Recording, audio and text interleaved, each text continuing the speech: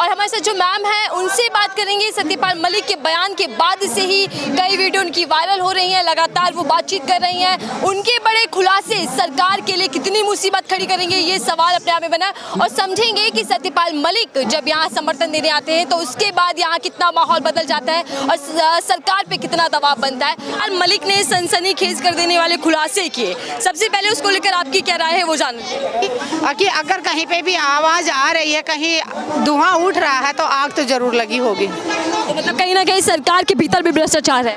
जरूर, कोई दूध का दूल्हा नहीं है। बहुत कम लोग हैं। अगर 100% 100 नेता हैं तो उसमें से 1 या 2% नेता ऐसे होंगे जो ईमानदार होंगे। बाकी मुझे लगता नहीं कि लोग। सत्यपाल मलिक साथ में ये भी कहते हैं कि प्रधानमंत्री को कोई जानकारी नहीं है, वो अपने आप में ही मस्त रहते हैं, कोई किसी भी विषय पर वो जानकारी नहीं रखते। देखिए, अगर ऐसा है तो फिर ये तो बहुत ही चिंता का विषय है। अगर देश के मुखिया हैं तो मुखिया को जानकारी होनी चाहिए। जैसे अगर हमारे घर में कोई मुखिया होता है तो मुखिया को घर की सारी खबर होनी बहुत ज़रूरी है। अगर घर की जानकारी नहीं होती फिर वो मुखिया किस बात का। तो ये तो एक बहुत ही चिंता का विषय है। प्रधानमंत्री जी को क्यों जानकारी नहीं है? जानकारी वो लेना नहीं चाहते या फिर वो जो आसपास उनके जो लोग हैं, सलाहकार हैं, वो पहुंचाना नहीं चाह रहे। तो ये तो बहुत ही चिंता का विषय है। अगर ऐसा है तो फिर प्रधानमंत्री जी तक सच्चाई पहुँचनी चाहिए और उनको जनता के बीच में आना चाहिए। मैम, सत्यपाल मलिक के सत्य में कितना दम दिखाई दे रहा है, कितनी घिर पाएगी सरकार? देखिए, सत्यपाल मलिक जी की जो बात है उसमें 100% सत्य है और सरकार पे इसका कितना असर होता है वो तो आने वाला समय बताएगा। कल यहाँ जंतर मंतर पर भी वो समर्थन देने आए थे सत्यपाल मलिक, उसके बाद क्या माहौल देख पा रही हैं? उन्होंने पहलवानों का समर्थन किया तो सरकार पर भी निशाना साधा। बिल्कुल पहलवानों के साथ हैं। उन्होंने कहा कि बेटियां ये लड़ाई लड़ रही हैं वो बेटियों के साथ हैं। जब तक न्याय नहीं मिल जाता उनका समर्थन जारी रहेगा। लेकिन वो विवादों में घिरे हुए हैं बयान के बाद से ही। CBI उनको पूछताछ के लिए बुलाने वाली है। जब भी कोई सरकार से सवाल करता है, सरकार उसके पीछे कभी ED कभी CBI ये छापे मारना शुरू करवा देती है। लेकिन कितने लोगों को लगाएगी?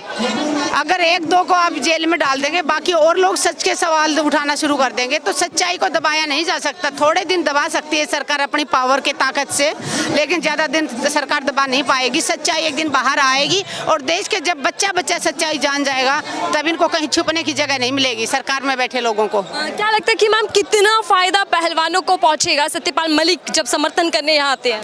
देखिए, जो भी लोग यहाँ पे आ रहे हैं सभी का बहुत ही फायदा है।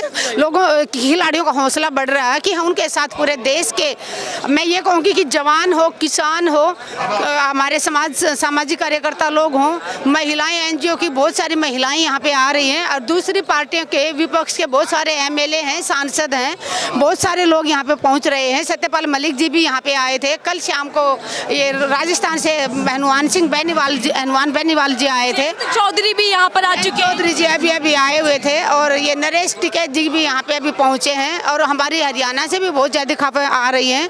तो मैं कहूँगी कि पूरे देश से समर्थन मिल रहा है खिलाड़ियों को। आप पंचायत भी चेतावनी दे रही है सरकार को कि अगर इस पर कार्रवाई नहीं होती तो वो दिल्ली की और कूच कर देंगे। देखिए, क्यों आप ये देखिए कि ये बात ये नहीं कि जैसे किसान आंदोलन चला तो हम हमारी फसल के लिए लड़ रहे थे। यहाँ पे हमारे बेटियों के मान सम्मान की बात है और अगर बेटियाँ सुरक्षित नहीं है, इंटरनेशनल खिलाड़ी सुरक्षित नहीं है तो आम परिवार की बेटियाँ, गरीब परिवार की बेटियाँ कैसे सुरक्षित होंगी?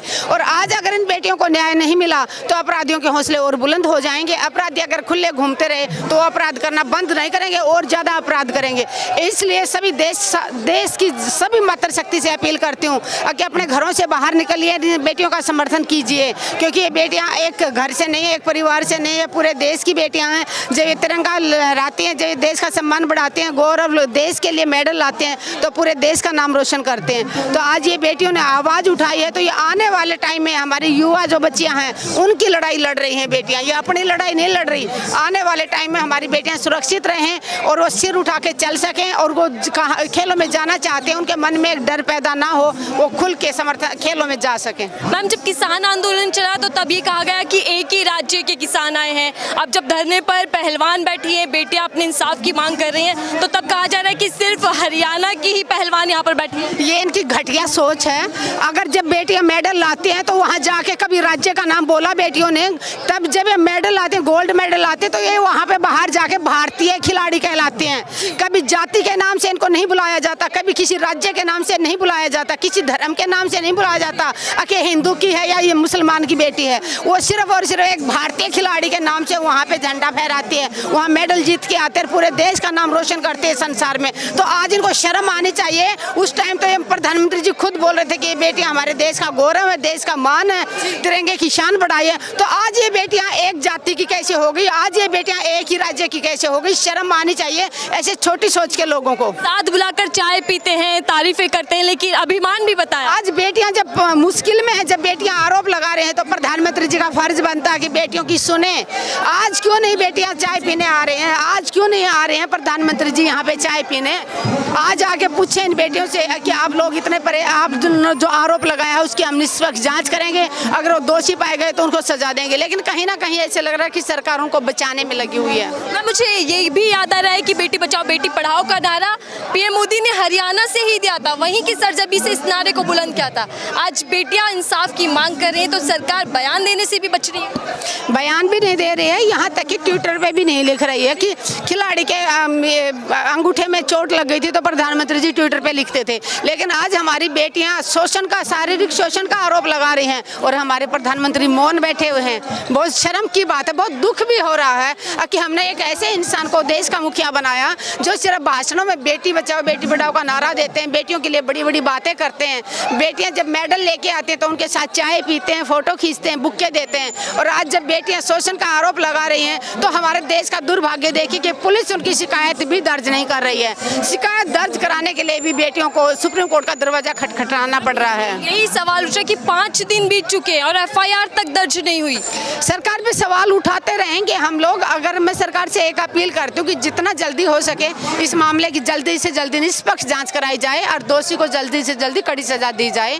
वरना देखिए आप, ये कोई छोटा मामला नहीं है, ये सिर्फ 7 बेटियों की बात नहीं है, पूरे देश के भारतीय महिलाओं के मान सम्मान की बात है और इसमें लोग चुप नहीं बैठेंगे। मैं 4 दिन से लगातार देख रही हूँ, हर रोज संख्या बढ़ती जा रही है। पूरे देश के कोने कोने से हमारे क्रांतिकारी भाई हैं, सब आ रहे हैं, चाहे वो किसी भी पार्टी से हो, चाहे कांग्रेस से हो, आप पार्टी से हो, किसी भी पार्टी से संबंध रखते हो, जो विधायक हैं, सांसद हैं, सब लोग यहाँ पे पहुँच रहे हैं। कल राजस्थान से सांसद पहुँचे थे, आज यूपी से जयंत चौधरी जी यहाँ पे पहुँचे हैं। तो हर रोज सत्यपाल मलिक जी भी यहाँ पे आए थे, हरियाणा के पूर्व मुख्यमंत्री हुड्डा साहब यहाँ पे आए थे।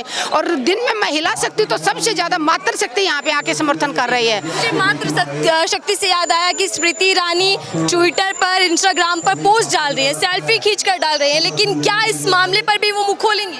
मैं उससे पूछना चाहती हूँ कि एक बेटी की माँ होने के नाते और एक महिला होने के नाते उनका फर्ज नहीं बनता इन बेटियों की आवाज़ उठाएं, इन बेटियों का साथ दें? लेकिन कहीं ना कहीं मैं ये कहूँगी कि उनकी अंतरात्मा मर चुकी है, उनको ये बेटियाँ नज़र नहीं आ रही है। उनको शर्म आनी चाहिए कि वो एक महिला होने के नाते, एक बेटी की माँ होने के बाद, और बेटियाँ यहाँ बैठी हुई हैं 4 दिन से और वो इनकी कोई सूद नहीं ले रही है। देखिए सत्यपाल मलिक एक और बड़ा बयान दे रहे हैं, कह रहे हैं कि आज देश गलत हाथों में है और अगर दोबारा सरकार आती है तो देश बर्बाद हो जाएगा। बर्बाद होने में बचा क्या है देश में? मुझे समझ नहीं आ रहा देश में बचा ही क्या है। देश में इतनी ज़्यादा भूखमरी है, इतनी ज़्यादा बेरोजगारी है, बेटियां हमारी सुरक्षित नहीं हैं, हमारी इंटरनेशनल खिलाड़ियां सुरक्षित नहीं हैं और सरकार में बैठे लोग जो बीजेपी सरकार से संबंध रखते हैं उनका शोषण कर रहे हैं। उसके बाद सरकार कुछ बोल नहीं रही। तो देश में आज की तारीख में देखा जाए तो कुछ नहीं बचा है, लोकतंत्र बिल्कुल खत्म हो चुका है।